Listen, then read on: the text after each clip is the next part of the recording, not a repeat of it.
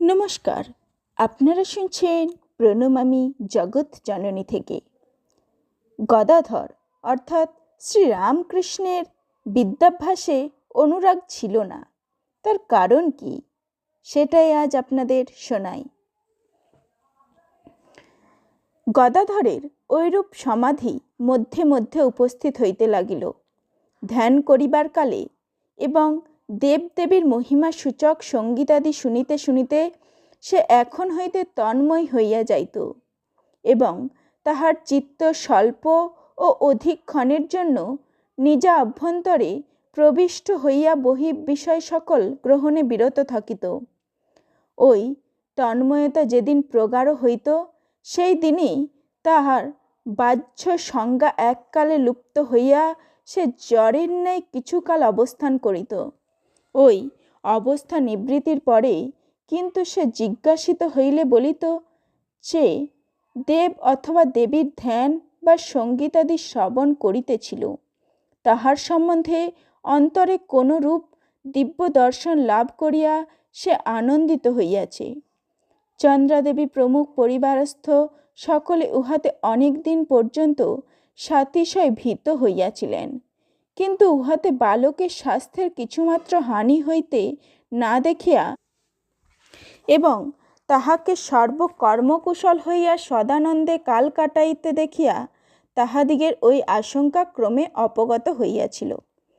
বারংবার ঐরূপ অবস্থার উদয় হইয়াই বালকের ক্রমে উহা অভ্যস্ত এবং প্রায় ইচ্ছাধীন হইয়া গিয়াছিল এবং উহার প্রভাবে তাহার সূক্ষ্ম বিষয় সকলে দৃষ্টি প্রসারিত ও দেবদেবী বিষয়ক নানা তত্ত্ব উপলব্ধ হইয়াই উহার আগমনে সে আনন্দিত ভিন্ন কখনো শঙ্কিত হইত না।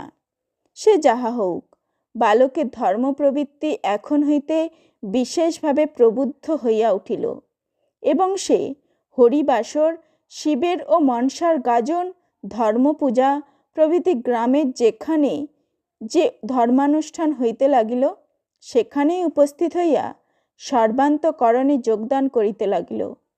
বালকের মহৎ উদার ধর্ম প্রকৃতি তাহাকে বিভিন্ন দেবদেবীর উপাসকদিগের প্রতি বিদ্বেষ শূন্য করিয়া তাহাদিগকে এখন হইতে আপনার করিয়া লইল।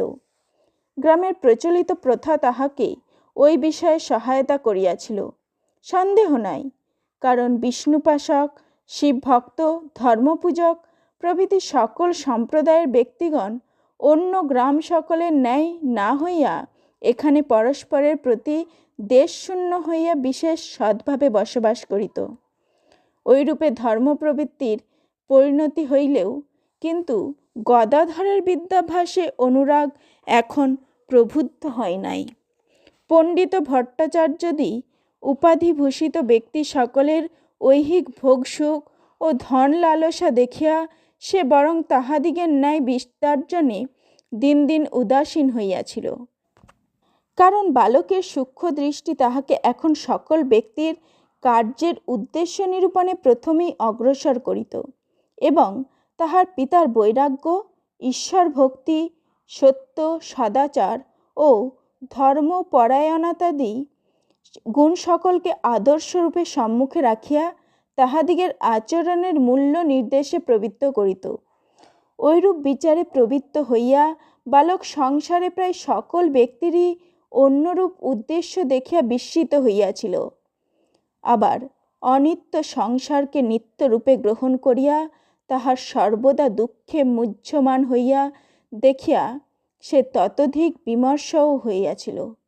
ঐরূপ দেখিয়া শুনিয়া ভিন্নভাবে নিজ জীবন পরিচালিত করিতে সে তাহার মনে সংকল্পের উদয় হইবে, ইহা বিচিত্র নহে।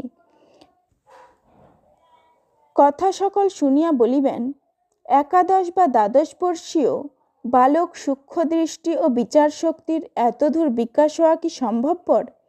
উত্তরে বলা যাইতে পারে, সাধারণ বালক সকলের ঐরূপ হয় না সত্য, কিন্তু গদাধর ওই শ্রেণীভুক্ত ছিল না।